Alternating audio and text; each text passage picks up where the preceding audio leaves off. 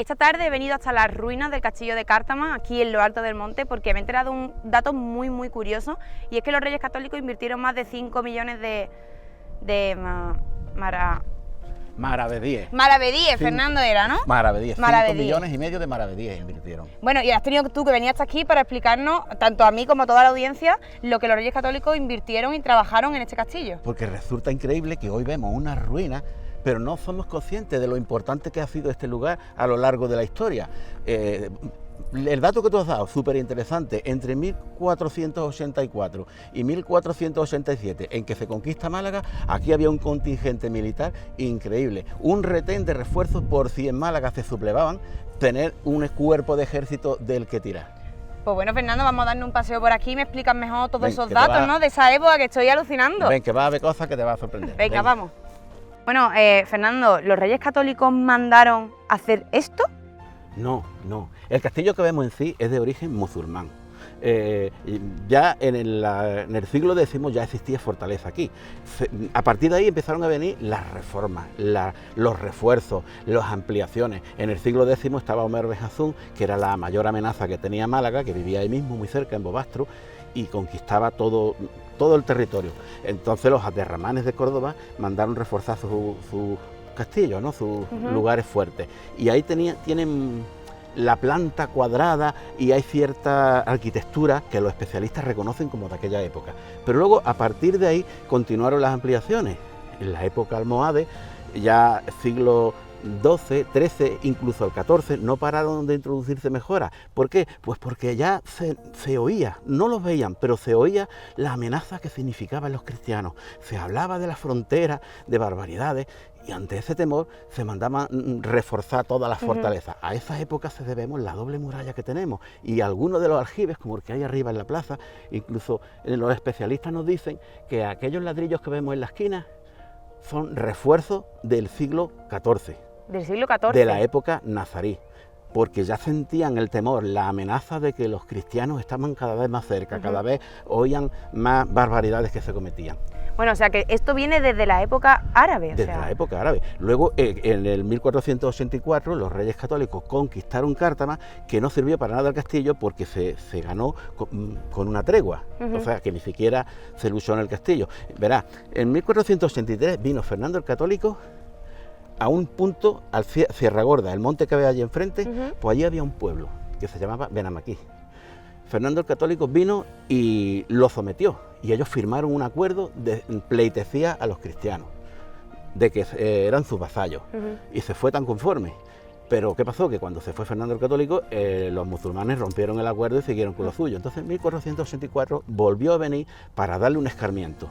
Y en aquella época se escucharon los primeros estallidos de pólvora en toda la comarca. Eran unos cañones muy rústicos, muy vastos, que no pasaba de ser un tubo amarrado a una estructura de madera. No me quiero imaginar el miedo de los ciudadanos o de la población, porque esa es la primera vez que se escuchaban en la comarca. Exactamente, esa era la intención. Entonces destruyeron aquel pueblo que se declaró en rebeldía a cañonazos.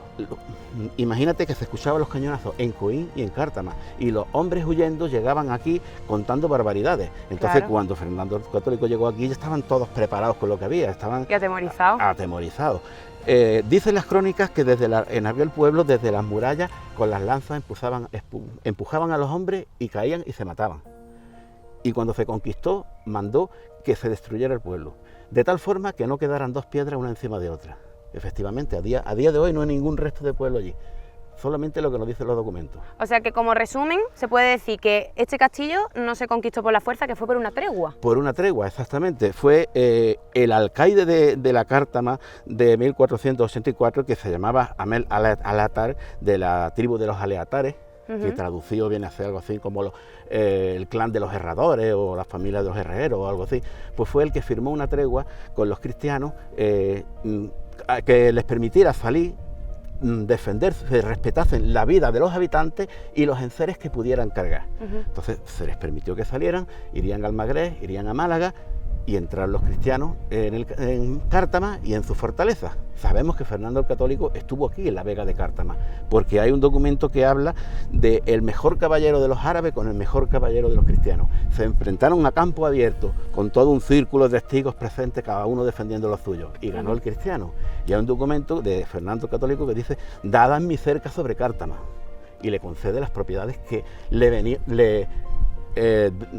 le consiguió en batalla al musulmán Aben Omar. O sea, me acabas de decir que estamos pisando tierra que ha pisado posiblemente Fernando el Católico. Posiblemente, ¿no? Hay más me está haciendo sentirme importante hoy, Fernando. Yo creo que ahora, que cualquier persona que esté hoy por aquí o que no esté viendo, en el momento que vean este reportaje van a decir: estoy viendo lo que veía Fernando el Católico, ¿no? Bueno, un poquito más destrozado. Un poco más, por desgracia. Pero hay más anécdotas. Fernando el Católico también protagonizó una anécdota en la ribera del río con dos vasallos, dos escuderos que robaron un cerdo y hubo una persecución detrás de ellos porque los pobres que tenían mucha hambre y al final no le pasó nada, pero fue Fernando el Católico, que estaba ahí en su tienda de campaña, el que dio la orden. Bueno, Fernando, todo lo que me has contado es súper interesante. Vamos a seguir subiendo y dando una vuelta por aquí porque yo creo que todavía te queda por contar. Esto tiene muchos secretos. Muchos secretos.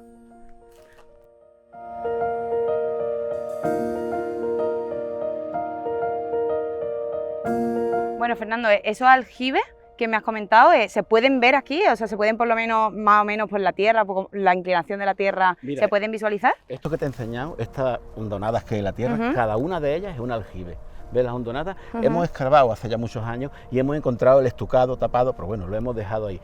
Dicen los escritos del 1600 que tenía el castillo en la plaza primera 6 aljibes, o sea, 3 a cada lado. Estos los distinguimos por las hondonadas, pero los otros están ahí enterrados. Y es que la arquitectura militar de entonces se basaba en la subsistencia ante un asedio, entonces era básico el agua. Y veremos otro aljibe más arriba y veremos otros sistemas de drenaje de agua.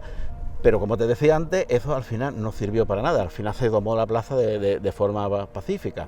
El principal aljibe es de la Torre del Agua, que es súper conocido, que ahora después lo veremos, y esa fue una arquitectura impresionante. Pero Fernando, bueno, al final estos son ruinas, ¿no? Esto no siempre ha estado así. No, esto era una fortaleza imponente de primer nivel. Imagínate que tenía 2 torres de entrada. Estamos en la plaza de armas, donde se reunían hasta 2000 hombres. Y luego tenía un paso a lo que llamamos aquí la plazoleta, que es la plaza donde está la Torre de la Vela, que es donde vive el alcaide, custodiada por 2 torres. Esta es la que mejor se conserva, que tenía una habitación interior y otra planta superior donde estaba el centinela. Pues una exactamente igual que esta había allí. Y eso daba paso a la plaza principal, que es esta de arriba. Bueno, pues esa plaza durante mucho tiempo, durante casi 100 años, era donde vivía el alcaide, porque teníamos el alcalde de la villa y el alcaide de la fortaleza. Y ahí es donde se recaudaban los impuestos reales, los impuestos a la corona. Se pagaban en monedas de oro y plata.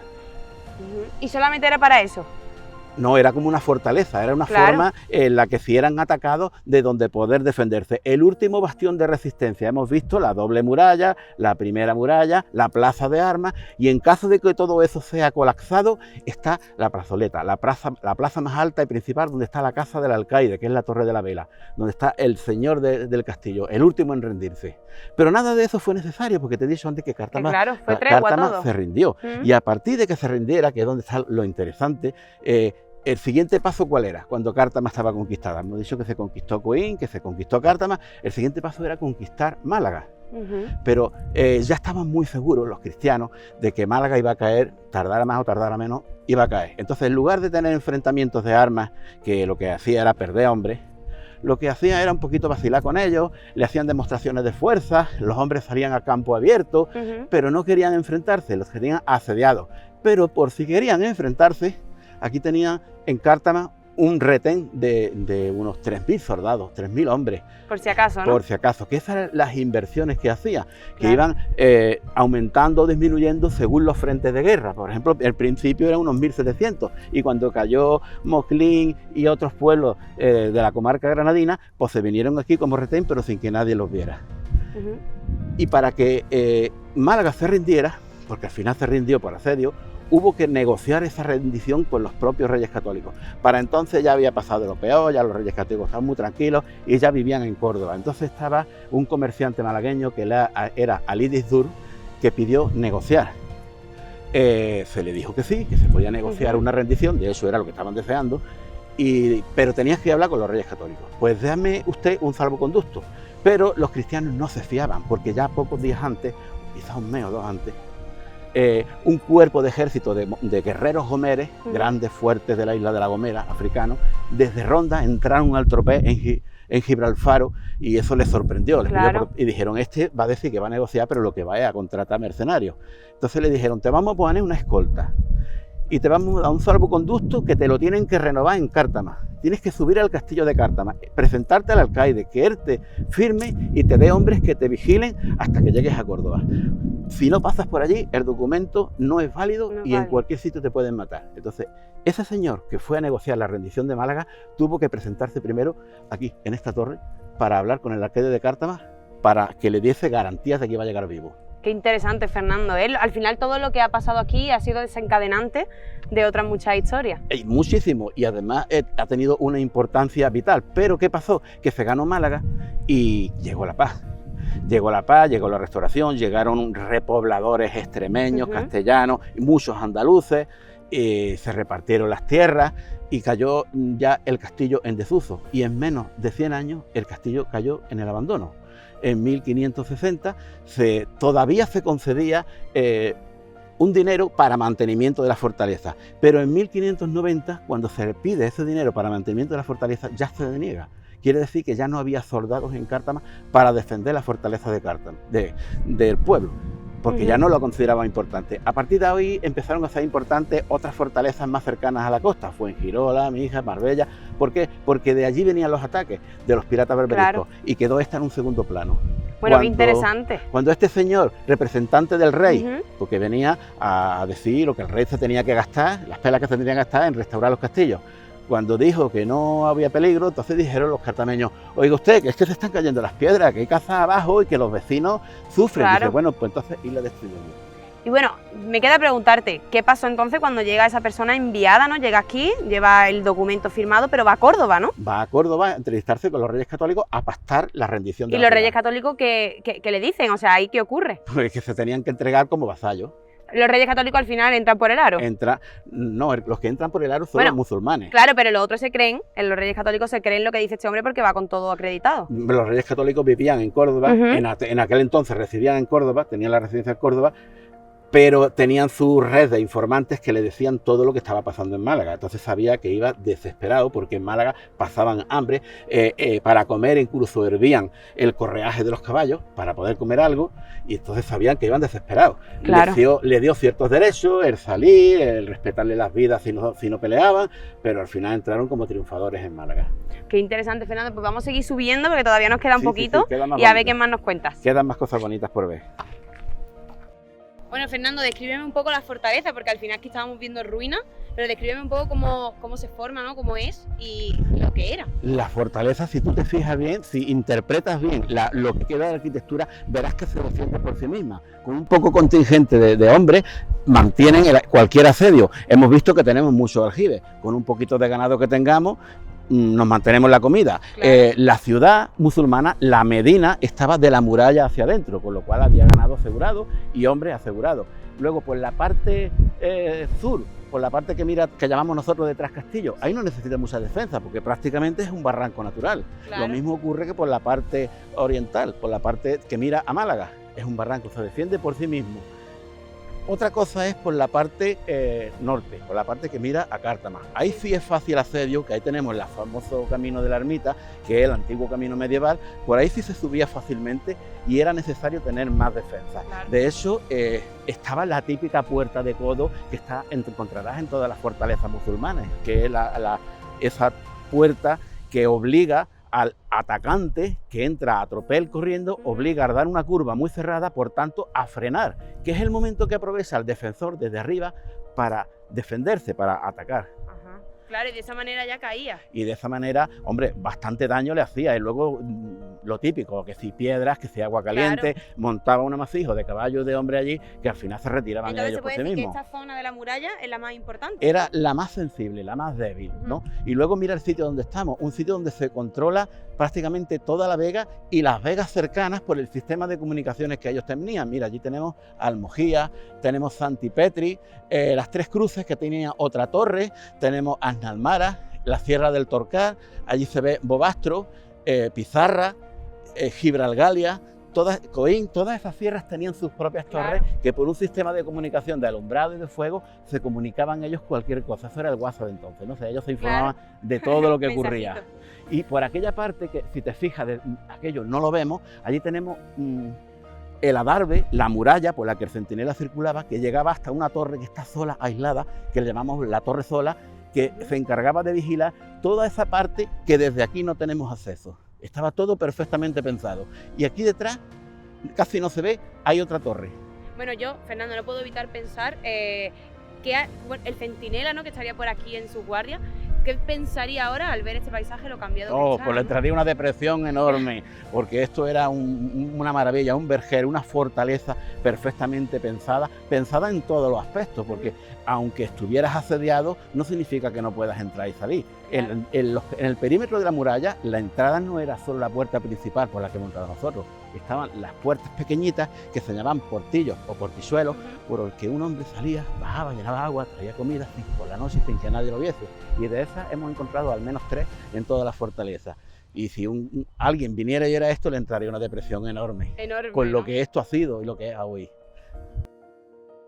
Después de esta caminata ahora para abajo, Fernando, estoy reventada, hay que decirlo, vaya tarde, pero estoy aprendiendo muchísimo, me está encantando.